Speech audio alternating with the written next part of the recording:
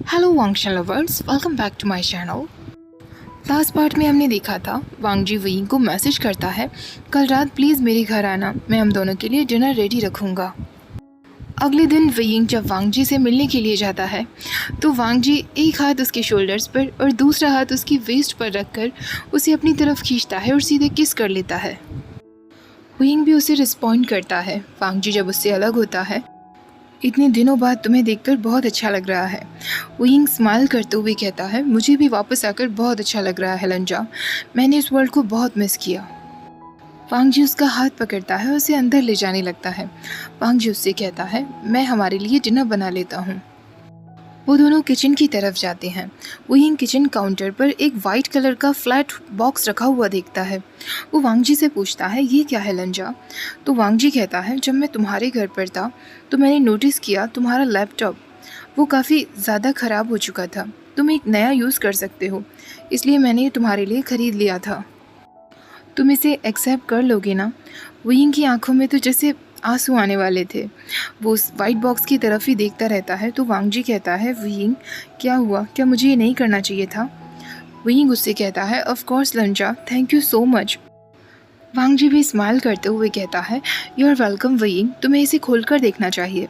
और वो vegetables chop करने में लग जाता है। वयिंग उस बॉक्स को खोल कर देखता है और उसे अपना न्यू लैपटॉप बहुत पसंद आता है। उस रात जब वो दोनों बेड पर थे और इंटीमेट हो रहे थे, वांग जी उसके साथ बिल्कुल भी रफ नहीं था और काफ़ी स्लो था। वयिंग खुद उससे कहता है, लंजा, मुझे कुछ नहीं होगा, तुम मेरे साथ रफ हो सकते हो हमेशा की तरह। वांग जी एक गहरी आवाज़ में कहता है, वयिंग क्या तुम श्योर हो? वयिंग उससे कहता है, कम ऑन लंजा, मैं 100% श्योर हूँ, मुझे पता है तुम भी ये चाहते हो। उसके बाद वांग जी बिल्कुल वैसा ही करता है जैसा वयिंग चाहता था। जब वयिंग बुरी तरह थक जाता है तो वांग जी उसके लिए पानी लेकर आता है और वो दोनों साथ में शावर भी लेते हैं। अगले दिन वांग जी वयिंग को बताता है कि उन्हें एक और पार्टी में जाना है। वयिंग उससे कहता है, लंजा, सच में कितनी पार्टीज अटेंड करते हो तुम, आर्ट वर्ल्ड में यही होता है क्या? वांग जी मुस्कुराने लगता है। तो वयिंग कहता है, मुझे अब इस पार्टी में क्या करना होगा? वांग जी उससे कहता है, मेरे दिमाग में कुछ चल रहा था, अगर तुम कंफर्टेबल हो तो। वयिंग कहता है, कम ऑन लंजा, जल्दी मुझे बताओ, मुझे सस्पेंस में मत छोड़ो। आगे का एक्सप्लेनेशन सुनने से पहले गाइस प्लीज़ ईयरफोन अगर ना पहने हो तो पहन लेना। वांग जी वयिंग से कहता है, तुमने एक बार मुझे मेंशन किया था कि तुम ऑब्जेक्ट्स को एंजॉय करते हो, सेक्स ऑब्जेक्ट्स को। वयिंग एम्बारसिंग फील करते हुए कहता है, क्या तुमने मेरे लिए वैसा कुछ खरीदा है? वांग जी कहता है, मैं अभी तुम्हें दिखाता हूँ। वांग जी अपने पास से एक ब्लैक बॉक्स निकालता है। उस बॉक्स में एक ऑब्जेक्ट रखा हुआ था। वयिंग वांग जी से कहता है, तुम चाहते हो कि मैं पार्टी में इसे पहनूं? वांग जी कहता है, सिर्फ अगर तुम्हें ठीक लगे तो। वयिंग कहता है, लंजा, मैं तो इसे अभी ट्राई करना चाहता हूँ। वांग जी कहता है, पार्टी 2 दिन में है, तब तक इंतज़ार करते हैं। 2 दिन बाद जब पार्टी का समय आता है, वयिंग ने वो ऑब्जेक्ट अपनी बॉडी पर पहना हुआ था और उसका रिमोट कंट्रोल वांग जी के हाथ में था। वयिंग अगर किसी और क्लाइंट के साथ होता तो वो कभी भी इस तरीके की चीज़ के लिए हाँ नहीं करता, लेकिन वांग जी के साथ उसे एक अलग तरीके की ही फीलिंग हो रही थी। वो पूरी तरीके से खुद को वांग जी को सबमिट कर देना चाहता था। उसे नहीं पता था कि आज पार्टी में क्या होने वाला है, पर उसे अपनी बेली में एक अजीब तरीके की एक्साइटमेंट फील हो रही थी, ये सोचकर कि उसकी बॉडी में जो ऑब्जेक्ट है वांग जी कभी भी उसे टर्न ऑन कर सकता है। वांग जी ने रिमोट कंट्रोल अपनी पॉकेट में रखा हुआ था। वो दोनों कार में बैठे ही हुए थे। वयिंग को बहुत ही वियर्ड फील हो रहा था। वांग जी उससे कहता है, क्या हुआ वयिंग? वयिंग कहता है, कुछ नहीं, बस थोड़ा सा डिस्ट्रैक्टिंग है। वांग जी उससे कहता है, हम बस वहाँ पहुँचने ही वाले हैं। वो दोनों मिस लुओ के घर पहुँच जाते हैं। वांग जी वयिंग को पहले कार से निकलने के लिए कहता है। वो दोनों लुओ के घर के बाहर ही खड़े होते हैं कि तभी वांग जी रिमोट का बटन दबा देता है। वयिंग को अचानक से ही अपनी पूरी बॉडी में सेंसेशन फील होने लगती है। वो वहीं की वहीं खड़ा रह जाता है। वो वांग जी की तरफ मुड़कर देखता है, लंजा। वयिंग उसके नज़दीक जाता है और उसके कान में कहता है, सॉरी वयिंग, बस चेक कर रहा था, कैसा फील हो रहा है? वयिंग कहता है, बहुत ही अनएक्सपेक्टेड। इस तरह से तो मैं बिल्कुल भी वॉक नहीं कर पाऊँगा, क्या तुम अभी के लिए इसे पॉज़ कर सकते हो? वांग जी उससे कहता है ऑफ कोर्स, और वो तुरंत रिमोट कंट्रोल के बटन को ऑफ कर देता है। वियिंग कहता है तो अब मुझे पार्टी में बिल्कुल ऐसे एक्ट करना होगा लंजा जैसे कि सब कुछ नॉर्मल है। वांग जी उससे कहता है यस, यही तो प्लान है वियिंग। वियिंग कहता है लंजा, मुझे नहीं लगता कि मैं पार्टी में ज़्यादा चल पाऊँगा। वांग जी उसके कान में फिर से कहता है तुम तब तक चलोगे जब तक मैं कंट्रोल करूँगा। वियिंग की पूरी बॉडी शिवर करने लगती है। वांग जी मिस लुओ के दरवाजे की बेल को रिंग करता है। लुओ तुरंत बाहर आती है और कहती है लंजा, वियिंग, तुम दोनों को देखकर बहुत खुशी हो रही है। वांग जी लुओ के लिए गिफ्ट में वाइन बोतल लेकर आया था। वो उसे देते हुए कहता है thank you for the invitation. Luo कहती है तुम्हें ये सब लाने की क्या ज़रूरत थी। तभी वियिंग भी मुस्कुराते हुए कहता है मिस लुओ, आपसे मिलकर खुशी हुई। लुओ कहती है प्लीज़ वियिंग, तुम तो कम से कम मुझे इतने फॉर्मल तरीके से मत बुलाओ, केवल लंजा मुझे मिस लुओ बुलाता है, तुम मुझे म्या बुला सकते हो। वियिंग मुस्कुराते हुए कहता है ओके म्या, तुम्हारा घर तो बहुत ब्यूटीफुल है। वांग जी लुओ से पूछता है तो तुम्हारी फैमिली कैसी है। लुओ कहती है सब लोग बहुत खुश हैं, हमारी डॉटर आज हमारी ग्रैंड माँ के साथ है, इसलिए आज की पार्टी सिर्फ हम अडल्ट के बीच की पार्टी है। उसके बाद जो लुओ कहने वाली थी वियिंग का ध्यान वहाँ बिल्कुल नहीं जा पाता, क्योंकि सडनली उसकी बॉडी में जो ऑब्जेक्ट था वो फिर से मूव करने लगता है। वियिंग कैसे भी उन सब की कॉन्वर्सेशन पर कंसंट्रेट करने की कोशिश करता है जिससे वो सबके सामने एक इडियट की तरह ना दिखे। वांग जी मिस लुओ से मिस्टर निये के बारे में कोई बात कर रहा था। वियिंग सोचने लगता है मिस्टर निये यानी कि निये हुएसांग। हुएसांग ने कभी बताया नहीं कि उसका कोई बड़ा भाई भी है। लुओ और वांग जी आपस में बातें कर ही रहे थे। सडनली वांग जी वियिंग की तरफ मुड़ता है और उससे कहता है क्या हमें तुम्हारे लिए ड्रिंक खरीदनी चाहिए वियिंग। मैं स्माइल करते हुए कहती है सॉरी, मैं तुम दोनों को डिस्टर्ब कर रही हूँ ना, प्लीज़ तुम दोनों एंजॉय करो, बार पियानो के पास है। वियिंग सोचने लगता है वेरी गुड, तो अब मुझे ऐसी हालत में सबके सामने वॉक करते हुए जाना होगा। वियिंग और वांग जी बार की तरफ जा ही रहे थे कि तभी सडनली एक लेडी जिसने वाइट कलर की ड्रेस पहनी हुई थी वो वांग जी से मिलने के लिए आ जाती है। वांग जी उससे कहता है मिस जोन्स, आपसे मिलकर खुशी हुई। वियिंग को इतना अनकंफर्टेबल फील हो रहा था कि वो खुद के लिए एक खाली जगह ढूंढना चाहता था जहाँ वो खड़ा हो सके। वांग जी फाइनली उस पर मर्सी दिखाता है और वो ऑब्जेक्ट रुक जाता है। वियिंग एक गहरी सांस लेता है, तभी उसके सामने एक यंग मैन आकर खड़ा हो जाता है। वो यंग मैन उससे कहता है हेलो, मेरा नाम ओयांग जजन है। वियिंग कहता है हाय, मेरा नाम वियिंग है। ओयांग जजन कहता है तुमसे मिलकर खुशी हुई वियिंग, तुम क्या करते हो। वियिंग कहता है मैं आर्ट वर्ल्ड से रिलेटेड नहीं हूँ, मैं बस यहाँ किसी के साथ आया हूँ। और तुम। जजन उससे कहता है मैं एक राइटर हूँ, मैं नॉवेल्स लिखता हूँ। वियिंग कहता है दैट्स सुपर कूल, मैं पहले कभी भी एक राइटर से नहीं मिला हूँ, तुम किस तरीके के नॉवेल्स लिखते हो। तो जजन कहता है तुम्हें थोड़ा सा स्टूपिड लगेगा लेकिन मुझे रोमांटिक नॉवेल्स लिखना बहुत अच्छा लगता है। वियिंग स्माइल करते हुए कहता है romance novels, that's very nice, क्या तुम मुझे कोई रिकमेंडेशंस दे सकते हो। जजन कहता है हाँ बिल्कुल। वो वियिंग की तरफ अपनी कुछ बुक्स बढ़ा ही रहा होता है कि तभी वियिंग की बॉडी का वो ऑब्जेक्ट फिर से ऑन हो जाता है। वियिंग के फेस का कलर अचानक चेंज होने लगता है, उसे खड़े रहने में भी डिफ़िकल्टी हो रही थी। जजन उससे पूछता है क्या तुम ठीक हो, तुम्हारी तबीयत कुछ ठीक नहीं लग रही। वियिंग बेचारा नर्वसली उससे कहता है हाँ मैं बिल्कुल ठीक हूँ, मुझे क्या होगा, मुझे बस थोड़ा ठीक नहीं लग रहा, मैं अभी बाथरूम होकर आता हूँ। जजन कहता है ओह श्योर, बाथरूम ऊपर की तरह है। वियिंग कहता है थैंक यू। वियिंग बाथरूम की तरफ जाने लगता है। उसकी नज़रें पार्टी में वांग जी को ढूंढ रही थी लेकिन वांग जी उसे नहीं नज़र आ रहा था। वो तुरंत बाथरूम में ऊपर जाता है और अपने ट्राउज़र्स निकालता है। सडनली दरवाजे पर नॉक होता है। वियिंग घबराने लगता है कि बाहर कौन होगा, कहीं वो म्या तो नहीं होगी। पर सडनली वांग जी उसे आवाज़ देता है वियिंग, ये मैं हूँ। वियिंग तुरंत दरवाज़ा खोलता है। वियिंग उससे कहता है लंजा। इसके आगे वियिंग कुछ नहीं कह पाता क्योंकि वांग जी तुरंत दरवाजे को अंदर से लॉक कर देता है और वियिंग को वॉल पर पुश करके डीप किस करने लगता है। उस डीप किस के बाद वांग जी उससे कहता है क्या तुम हार मानने वाले थे वियिंग। वुयिंग कहता है नहीं लंजा, मुझे बस कुछ समय अकेले रहना था। वांग जी फिर से उसे डीप किस करता है। वो उसकी नेक की स्किन को सक करने लगता है। वांग जी उसके कान में कहता है तुम किससे बात कर रहे थे? वुयिंग कहता है लंजा, वो एक यंग राइटर था, वो काफ़ी स्वीट बॉय था। ये सुनने के बाद वांग जी उसकी शर्ट खोल देता है और उससे कहता है वुयिंग बिल्कुल भी आवाज़ मत करना वरना कोई हमें सुन लेगा। वुयिंग उससे कहता है लंजा, यहाँ अगर कोई आ गया तो? वांग जी उसके मुंह पर हाथ रखते हुए कहता है बी क्वाइट वुयिंग। उनके एक क्विक हॉट सेशन के बाद वांग जी वुयिंग को कपड़े पहनाने में मदद करता है। वुयिंग खुद को मिरर में देखता है तो वो एक पूरा मैस दिख रहा था। उसके चीक्स बुरी तरह रेड हो रहे थे, नेक पर हिकीज थी जो वांग जी ने कुछ टाइम पहले ही दी थी, लिप्स डार्क रेड हो गए थे और बाल बिखरे हुए थे। इस तरीके से वो पार्टी में वापस नहीं जा सकता था। वुयिंग उससे कहता है लंजा, अब हमें घर वापस चलना चाहिए। वांग जी कहता है ठीक है वुयिंग, तुम मेरा 5 मिनट इंतज़ार करो, मैं अभी आता हूँ, मैं तुम्हें नीचे मिलूँगा। वांग जी जाते जाते वुयिंग को एक बार फिर किस करके जाता है।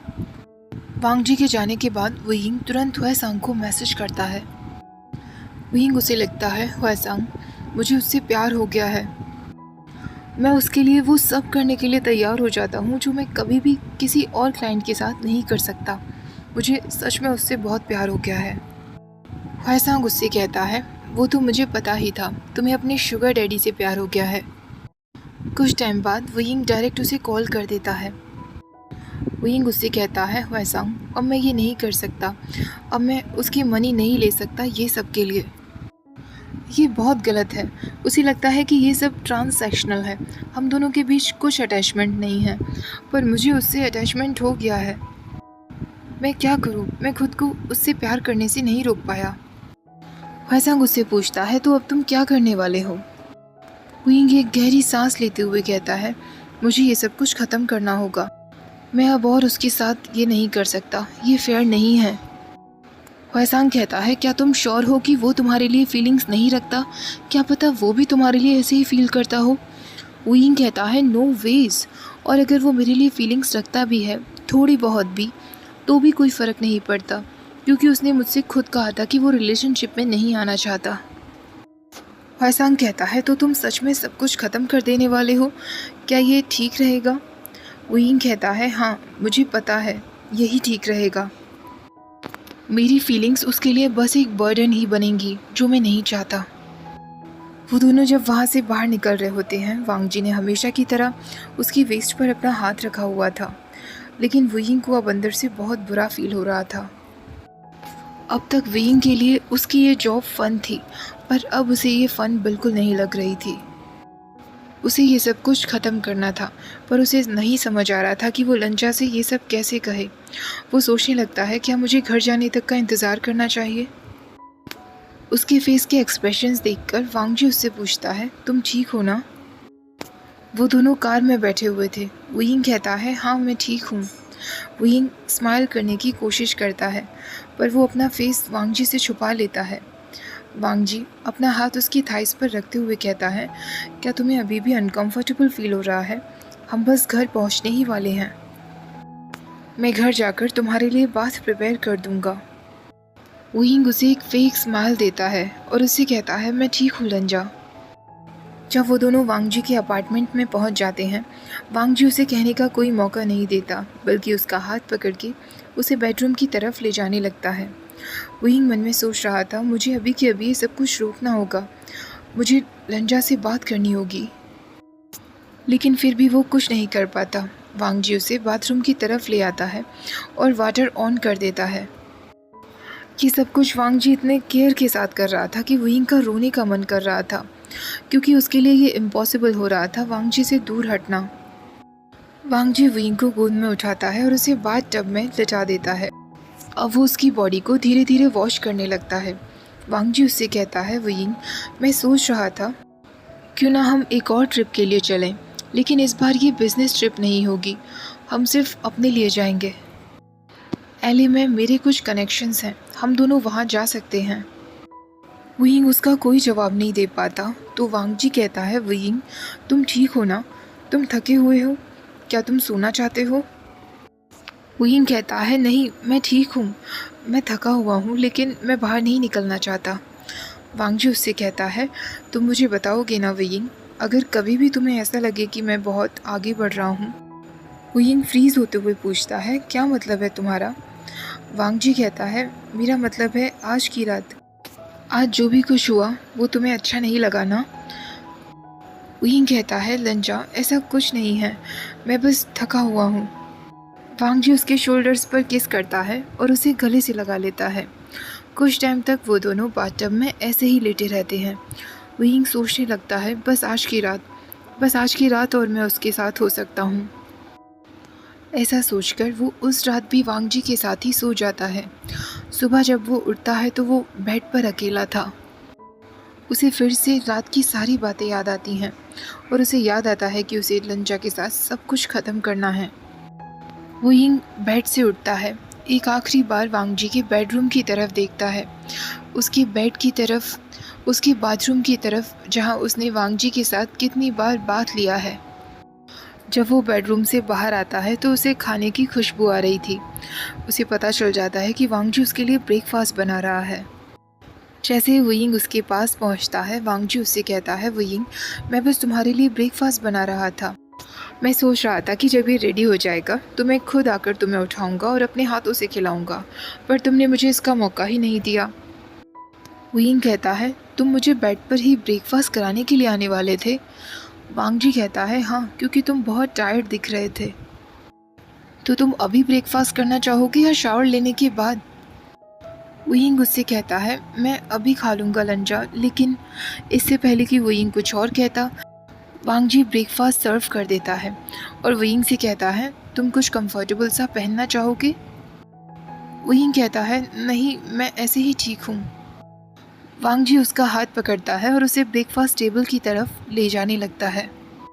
वांग जी उससे कहता है, मैंने कुछ फ्रूट्स भी रख दिए हैं, तुम्हें स्ट्रॉबेरीज पसंद है तो तुम खा सकते हो। वुयिंग कहता है, थैंक्स लंजा। वो उसका बनाया हुआ ब्रेकफास्ट टेस्ट करता है। वांग जी तुरंत उससे पूछता है, ये कैसा बना है? वुयिंग फिर से उसे एक टाइट स्माइल देते हुए कहता है, ये बहुत अच्छा है लंजा, थैंक यू। इससे पहले वांग जी कुछ और कहता, वुयिंग तुरंत खड़ा हो जाता है और उससे कहता है, मुझे जाना होगा, आई एम सॉरी, मुझे तुम्हें पहले बताना चाहिए था। वुयिंग उससे एग्जैक्ट बात नहीं बोल पाता। वो उससे कह देता है, मेरी रूममेट एक मुसीबत में है, मुझे उसके पास जाना होगा, मुझे उसकी मदद करनी है। वांग जी के एक्सप्रेशंस अचानक से चेंज हो जाते हैं। वो वुयिंग से कहता है, कोई बात नहीं वुयिंग, ऑफ कोर्स तुम जा सकते हो, आई होप सब कुछ ठीक रहे। वुयिंग वहाँ से जाने लगता है और उससे कहता है, thank you for the breakfast लंचा, अब शायद मैं। वुयिंग फिर इसके आगे कुछ नहीं कह पाता क्योंकि वांग जी कहता है, अगर तुम रात को फ्री हो जाओ तो मैं तुम्हारा इंतज़ार करूँगा। वुयिंग और वांग जी एलिवेटर तक आ जाते हैं। वांग जी उससे पूछता है, क्या मैं तुम्हारे लिए कैब बुक कर दूँ? वुयिंग कहता है, नहीं थैंक यू लंजा, मैं खुद चला जाऊँगा। वुयिंग के जाने से पहले वांग जी उसे अपनी तरफ खींचता है और उसे किस करते हुए कहता है, मैं आज रात को तुम्हारा इंतज़ार करूँगा वुयिंग, आई होप तुम्हारी रूममेट के साथ सब कुछ ठीक हो जाए। वुयिंग फिर कुछ नहीं कह पाता, वो बस हाँ में सिर हिलाता है और वहाँ से चला जाता है। वुयिंग तुरंत कैब लेता है और घर पहुँच जाता है। अपने घर वापस आने के बाद उसे फील हो रहा था कि वो एक कावर्ड है। वो लंजा से कुछ नहीं कह पाया, वो लंजा का इस्तेमाल अब और नहीं कर सकता। वुयिंग अपनी आंखें बंद करके लेट जाता है, उसे फिर लंजा देखने लगता है। वो बाथरूम में जाता है, उसे वहाँ भी लंजा देखने लगता है। वुयिंग अब सोचने लगता है कि वो लंजा को मैसेज कर देगा कि अब उनके बीच कॉन्ट्रैक्ट ख़त्म हो चुका है। लंजा को कुछ समय के लिए डिसअपॉइंटेड फील होगा, लेकिन वो ठीक हो जाएगा। ऐसा सोचकर वो अपना फ़ोन उठाता है। उसके हाथ टाइपिंग करने में कँपकँपा रहे थे। वो अपने मैसेज को आखिरी बार चेक करता है और इससे पहले कि वो अपना मूड बदल दे, वो तुरंत उसे लंजा को सेंड कर देता है। वुयिंग को लग रहा था कि वांग जी उसे ओके का मैसेज कर देगा या ज़्यादा से ज़्यादा उससे रीज़न पूछेगा, लेकिन वांग जी तुरंत उसे कॉल कर देता है। वुयिंग उस कॉल को पिक नहीं करता क्योंकि उसे पता था कि उसने अगर लंजा की आवाज़ सुन ली तो शायद वो अपना मूड बदल देगा। वो वांग जी के कॉल को डिक्लाइन कर देता है। 1 मिनट बाद उसे वांग जी का वॉइस मेल रिसीव होता है जिसमें लिखा हुआ था, प्लीज़ वुयिंग, प्लीज़ मुझे कॉल करो, मैं तुमसे बात करना चाहता हूँ। अगर कुछ ऐसा है जिस वजह से तुमने ये डिसाइड किया है तो प्लीज़ तुम मुझे बता सकते हो। मुझसे बस एक बार बात करो, क्या मैंने कुछ गलत किया है? कल तक हमारे बीच सब कुछ ठीक था। वुयिंग अपना फेस पिलो में छुपा लेता है और रोने लगता है। वो खुद से कहता है कि वो क्यों रो रहा है, ये कोई रिलेशनशिप नहीं थी और उसका कोई लंजा के साथ ब्रेकअप नहीं हुआ है, उसने बस अपना कॉन्ट्रैक्ट तोड़ा है। वुयिंग सोचता है, मैं कल तक ठीक हो जाऊंगा, जब मुझे कोई और क्लाइंट मिलेगा तो मैं बिल्कुल ठीक हो जाऊंगा। लास्ट टाइम वो अपना फ़ोन चेक करता है तो वांग जी ने उसे एक और मैसेज भेजा हुआ था जो उसे कॉल के लिए पूछ रहा था। वुयिंग इस बार उस मैसेज को सीन भी नहीं करता। ओके गाइस, इस पार्ट को यहीं ख़त्म करते हैं। आई होप ये पार्ट आपको पसंद आया होगा। वीडियो पसंद आए हो तो प्लीज़ लाइक शेयर, चैनल को सब्सक्राइब करना मत भूलिएगा। Thank you for watching, bye bye.